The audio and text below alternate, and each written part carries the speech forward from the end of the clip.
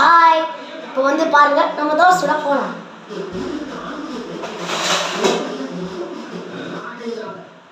பாருங்க, தண்ணி எதிர்ச்சாச்சு. இப்போ பாருங்க guys, எப்படி அசல்லா போடுறது. தோசையை மாவு ஊற்றும் போது மட்டும் சிம்மில் வச்சு ஊற்றணும் guys. ஓகே,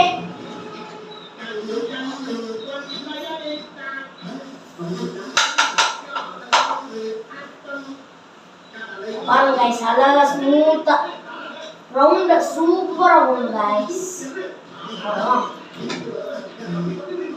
அடுத்து நம்ம எண்ணெய் ஊற்றலாம் guys. ஊற்றியாச்சு guys. கொஞ்சம் எக்ஸ்ட்ராவே ஊற்றுங்க guys. ஏன்னா உங்களுக்கு முறுதலை வரணும்னா எக்ஸ்ட்ராவே ஊற்றுங்க. முறுதலை வராமல் சும்மா லைட்டாக வரணும்னா என்ன லைட்டாக மட்டும் ஊற்றினா போதும். ஓகேவா guys?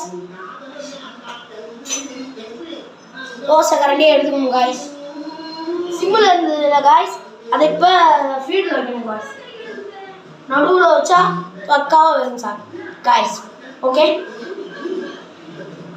இப்படி புரட்டி போடுறேன்னு பார்த்து நீங்களும் உங்கள் வீட்டில் புரட்டி போடுங்க guys. மரத்தில் விடுற மாதிரி வந்துட்டோம் guys.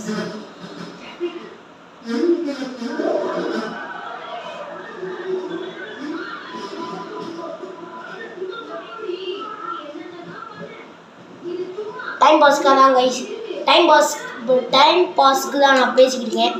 அதான் கைஸ், இல்லாட்டி தோசை ரெடியாகிறது நம்மளுக்கு தெரியாது. அம்மா தோசை, எங்கள் மம்மி தோசை கேட்குறாங்க கைஸ்.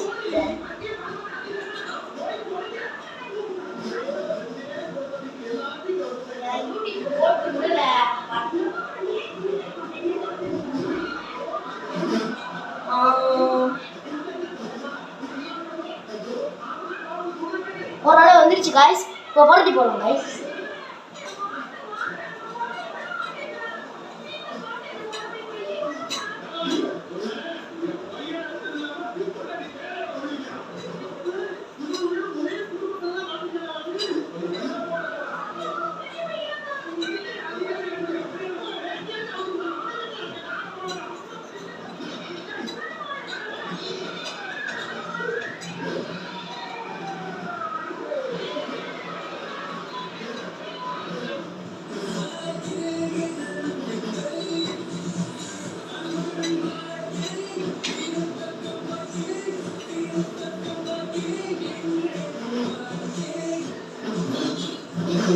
சரியா காய நினைக்கிறேன் guys.